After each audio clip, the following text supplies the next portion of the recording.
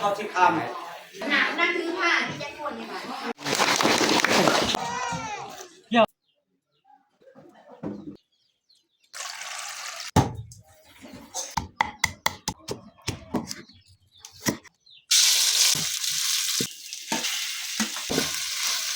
สุกเรียบร้อยพอดีเทม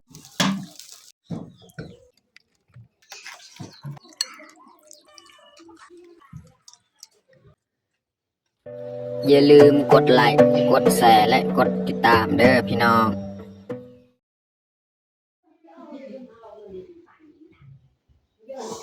ครับสบายดีแล้วก็สวัสดีเบิร์ดสู่ครูสุคนยินดีต้อนรับเขาสู่ซองบาวยืงเนาะแล้วก็สำหรับมื้อนี้แม่นข่อยสีพาทุกคนมาเบิ่งเนาะเฮาสีมาถ่ายรีวิวหมู่บ้านบ้านเฮาหน่อยนึงเนาะหลังจากนั้นเฮาก็สิไปเตาห่วงหรือว่าเตารวมอยู่โรงเรียนเนาะเพราะว่าตอนเช้าบางทีนี่แหละในบ้านเพิ่นมาแจ้งให้ไปห่วมอยู่โรงเรียนเพราะว่ามีโครงการสิเข้ามาในหมู่บ้านบ้านเฮาเนาะเขาจะเอามาเก็บข้อมูลในอย่างต่างๆนี่แหละหรือว่าสิมาพัฒนาหรือว่าเผยแพร่ความรู้ต่างๆให้ประชาชนบ้านเฮาเนาะแล้วก็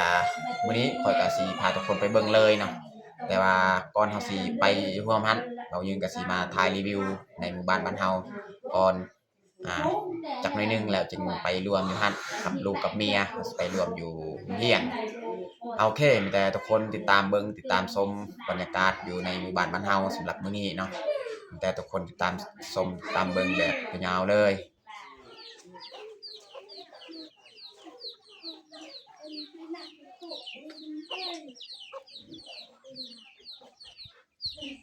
อยู่ในหมู่บ้านเฮานี่บางครอบครัวก็ยังมีเฮือนมุงหญ้าเนาะเฮือนมุงหญ้าแบบสมัยก่อนๆพี่น้องเนาะแต่ว่ามันก็บ่พอหลายประมาณ 4-5 ครอบครัวนี่แหละ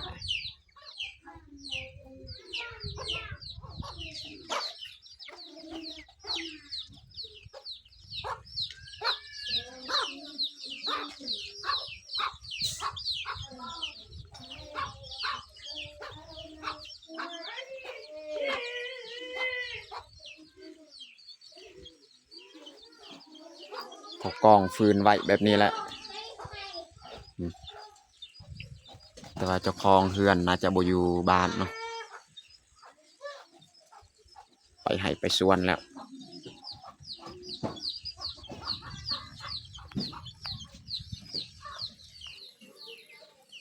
นี่ดอกไฟพี่น้องเป็นเขาใส่ไดเนาะไดคืออยู่เฮือนเฮานี่แหละนี่เขาจะบ่ได้มอดเปิดตลอดเวลาเลยพี่น้องเนาะไดนี่จนกว่ามันสิมอดสิคาแบบมียังมาคาอยู่บนทอหั่นเนาะแล้วจึงไปแปลงไปเบิ่งเนาะเพราะว่ามันบ่มอดน้ำบ่ไหลเฮาก็ใส่แบบนี้เลยนะแต่ว่านี่ใบมันจะบ่แห้งมันก็หุงแบบนี้มันสั่นมันก็พริบนะ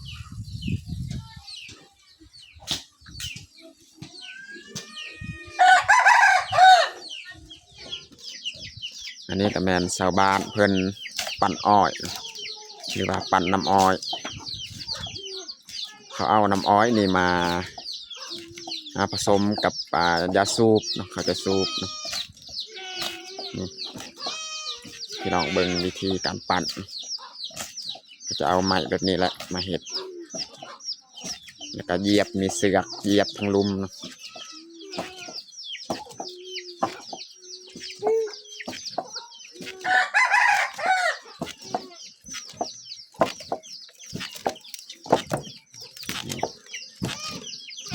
เขาจะนีบกับไม้อันนี้แหละน้ำอ้อยมันจะไหลลงเลยนี่โต่งด้วยสังกะสีทั้งลุมเก็บเป็นรางเลยแล้วก็เก็บน้ำอยู่นี่แหละบ่อนเก็บน้ำอ้อย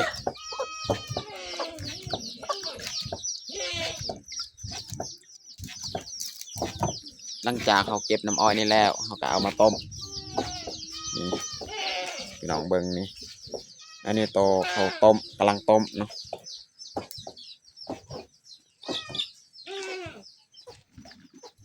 ต้มจนมันสิเหนียวๆแน่ตอนนี้นี่ยังบ่ทันได้เนาะถ้าว่ามันได้จักหน่อยนี่มันสีเหลืองๆสีเหนียวๆนี่เขาจะเซาต้ม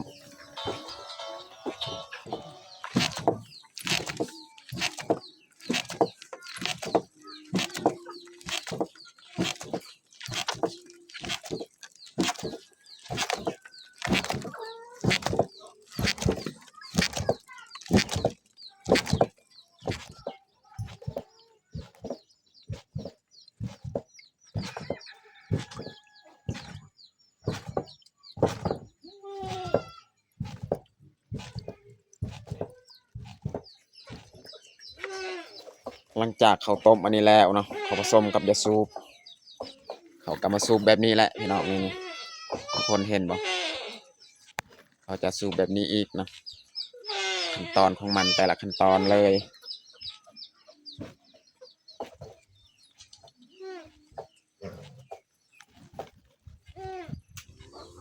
วาดสิอ่านเซลมีเด็กคนนึงนะเด็กคน ตอนนี้ก็ชาวบ้านบ้านเฮาก็ทยอยกันเข้ามา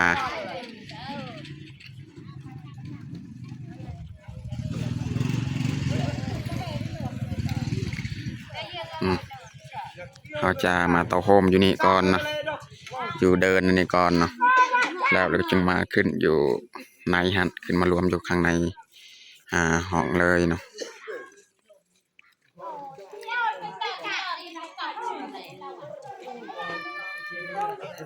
รอให้ข้าเจ้ามาครบก่อนเนาะในนี้เนาะจึงมาขึ้นอยู่ถึงห้องหันนะ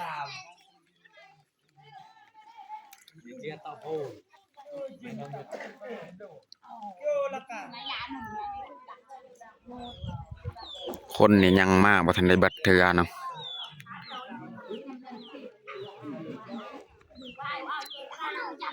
พุ่นละอยู่ในพุ่นละขึ้นมารวมจังนะ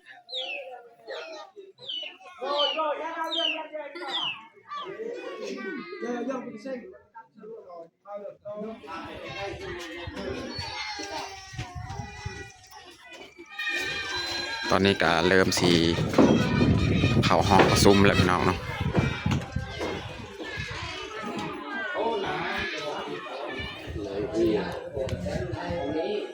ก่อนสิเข้าประชุมเนี่ยเราต้องได้ลงทะเบียนก่อนเนาะไปเลยบอกว่าไปเอาไปตามลงทะเบียนผู้ที่เข้ามาร่วมเนาะบทวัดสนก็จะหรือว่าสนุ่มก็ได้กันไหนในห้องสนุ่ม ตอนนี้ก็จำนวนหนึ่งก็เข้าไปในห้องแล้วเนาะแต่ว่าคนเฮานี่ยังมาบ่ทันเบิดเนาะ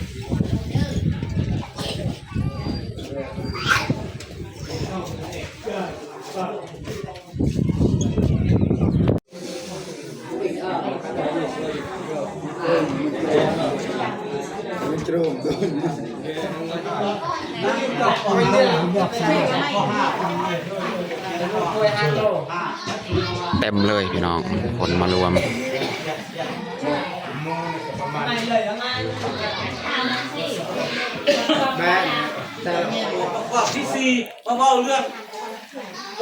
ตอนนี้ก็เริ่ม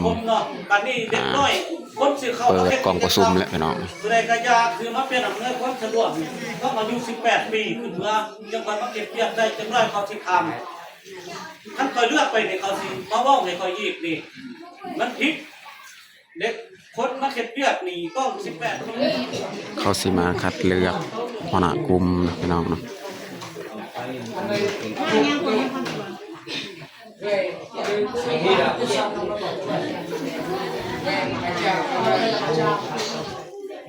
เมื่ออื่นให้มันได้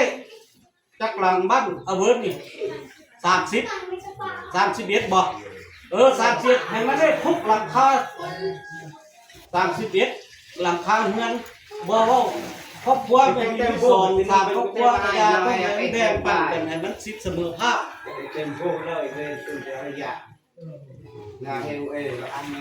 ขากับอะไรเลี้ยงตรงนั้นกับบ้านเลี้ยงไปกันที่บ้านบ้าน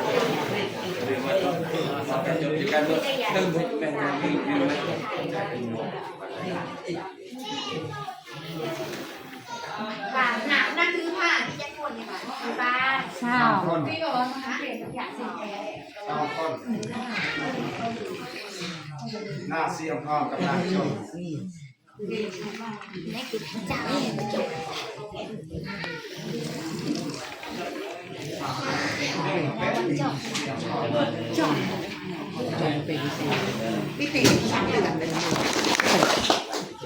ดื้อไว้เด้อคอยทั้งสี่ได้มาหาถึงเจ้าเลยอยู่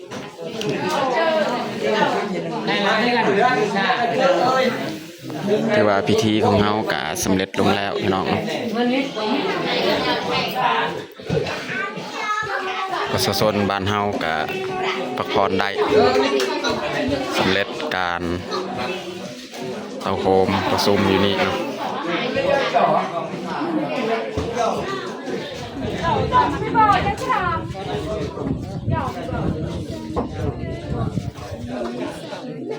ก็จุดตื่นตลาดร้านเรา ตอนนี้ก็เวลา 11 โมงเนาะ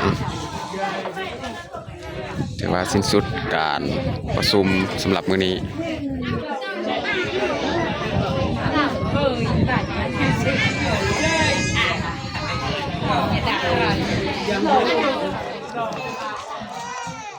ย่อยละปะฮะ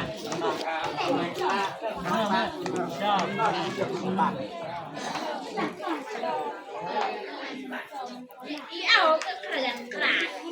กลับบ้านไผ่บ้านมันบัดนี้ เวสันลีกูดูต ตอนนี้เฮากะสิมาเฮ็ดอาหารเที่ยงพี่น้องเนาะก็คือเมื่อกี้หลังจากเขาไปรวมหรือว่าไปประชุมอยู่หั่นเนาะเพราะว่ามีโครงการเข้ามาอยู่บ้านเฮาก็เลยไปรวมตอนเช้ามาแต่หั่นก็เลยคอยไปย่างกับดักเมียลงไห้เนาะเขาให้ไปเอาพืชผักคอยไปยามกับดักนี่ก็ได้อนุพุก2 โตพี่น้องสิเอาอนุพุกอันนี้แหละมาเฮ็ดอาหารเที่ยงมื้อนี้เนาะ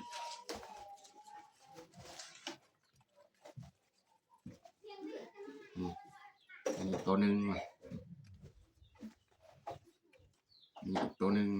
2 โตสิเอาตัวใหญ่นี่แหละมาเฮ็ดอาหารเที่ยงมื้อนี้ตัวน้อยนี่เอาไว้ตอนแรงอีก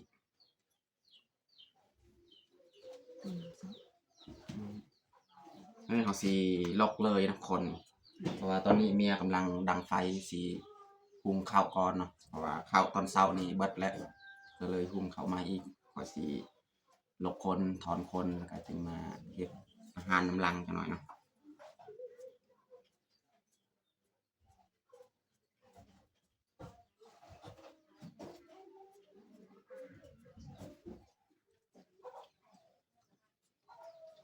มาให้เจ้า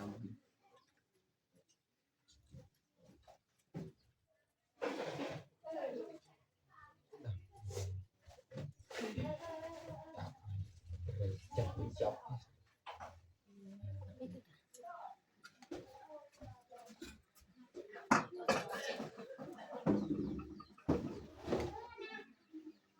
เป็นยังไงเอาเลยแต่หลังจะไปโน่น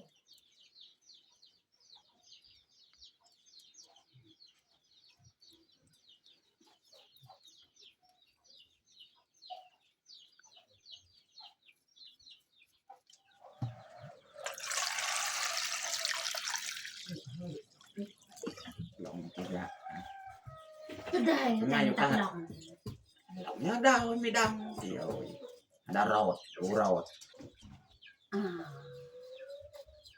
xem kịp là sao mà được đây cao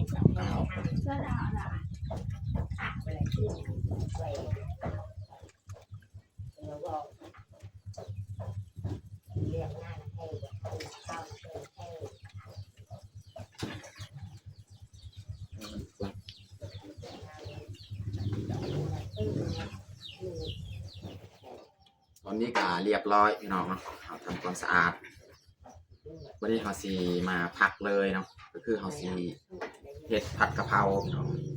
ทำสุดเลยเจียงเรียกลาย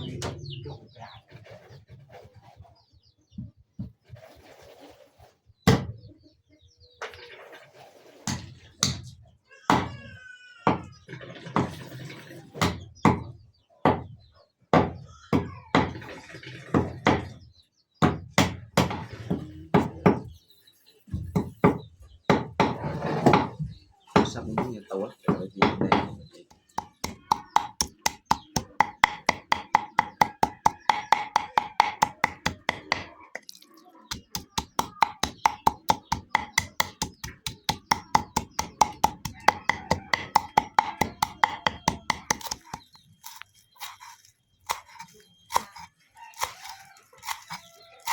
sỏi của sự thay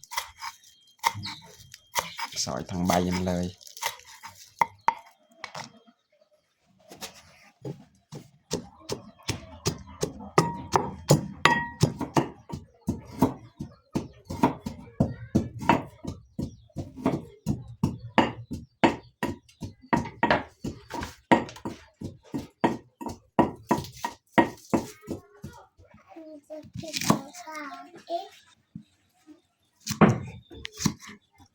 sỏi hòm đen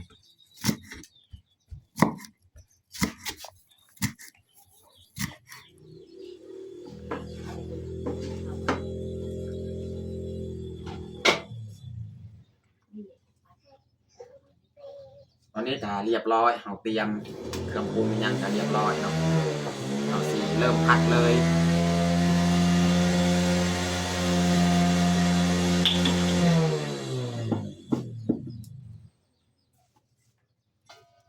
ใส่มันเนาะ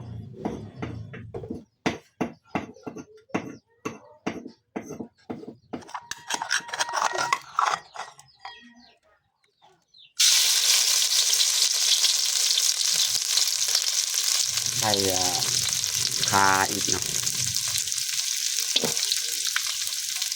ใส่หอมแดงใส่ใบมะกรูด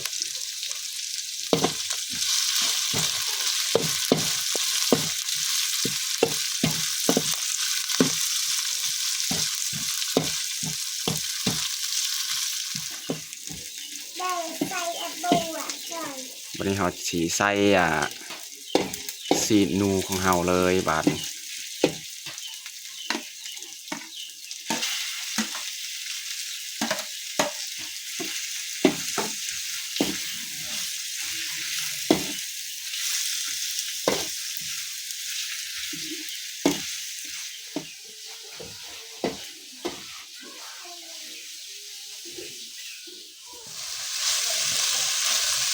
วันนี้เราสีมาปรุงเกลือเป็นนัวเลยเนาะหลังจากเขาปรุงแล้วจึงมาใส่น้ำบางคกพี่น้องใส่เกลือใส่ผงนัวพี่น้อง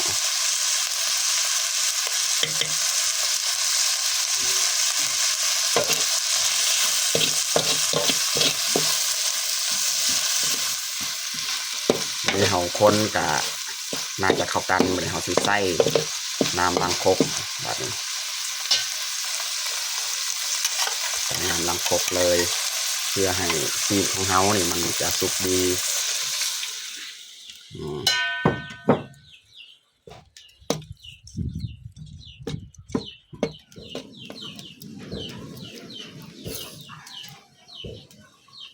จะลิไว้กะเพราของเรากะเพราของเรา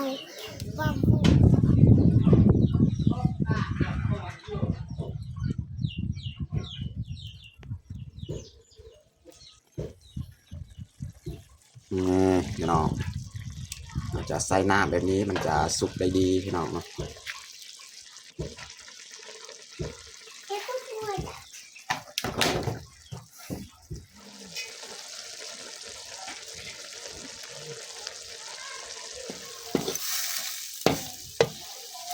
ตอนนี้ก็น่าจะโอเคแล้วน้ำกับสีบกแล้วบาดนี้ เฮาสิใส่กะเพราของเราเลยเนาะเพราะว่าเนื้อซีนน่าจะสุกเรียบร้อยแล้วใส่กะเพราบัดนี้เรียบร้อยวิธีการผัด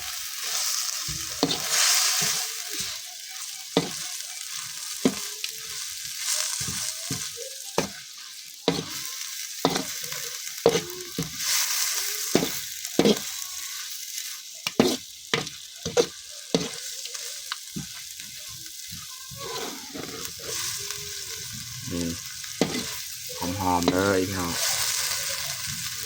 พอดีแหละมีน้ำใส่กะเพราเลยนี่เมียจะปรุงเลยเนาะสุกเรียบร้อยแล้วใส่ถ้วยเลยพี่น้องเนาะพอดีเต็มถ้วยเลยโอ้หอมๆเลยพี่น้องเอ้ยผัดกะเพรานูพุกพี่น้อง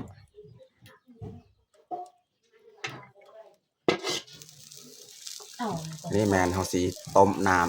ำซุปน้ำสดพี่น้องผักสดๆเลยต้มใส่หม้อกระทะเมื่อกี้แหละบริล้างเลยกระทะนี่อันนี้แมนเฮาเอาขานูเมื่อกี้แหละปิ้งให้น้องพลอยน้องแพงนี่ขาของมันนี่เมียหุ้งเขาเจ้าใหม่ๆเขายังมี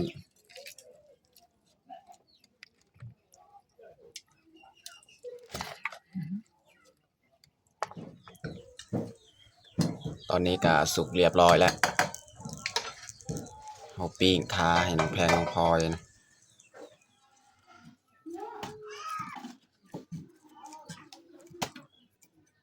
ของน้องแพงน้องพลอยย่างไว้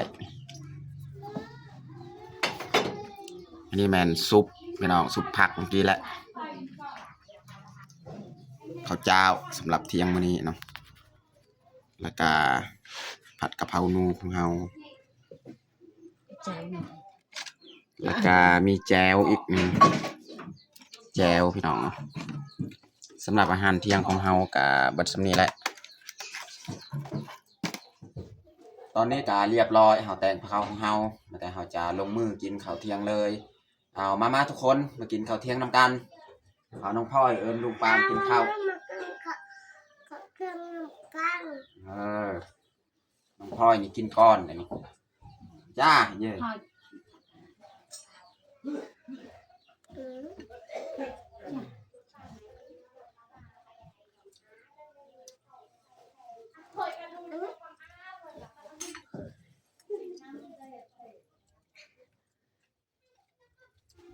เวลาเรากินข้าวเดี๋ยวนี้เนี่ย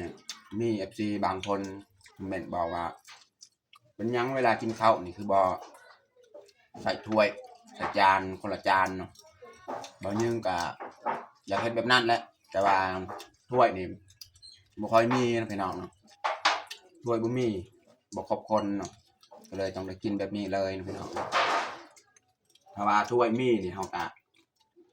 อยากกินคือ FC เว้าแหละใส่ถ้วยใส่จานคนละถ้วยคนละจานเลยมันจึงสบายเพราะฉะนั้นก็เลยเรายืนกินแบบนี้ว่าถ้วยบุมีพี่น้อง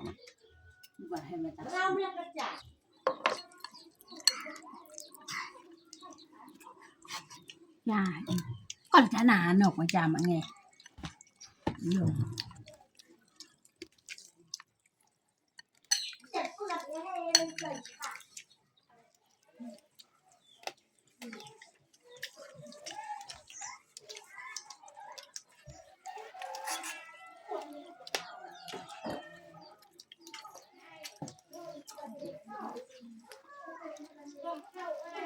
มันจะสอง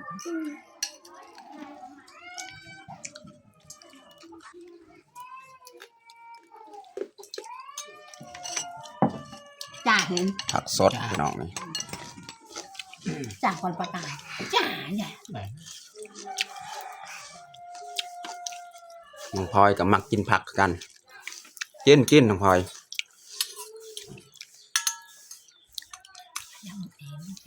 เอา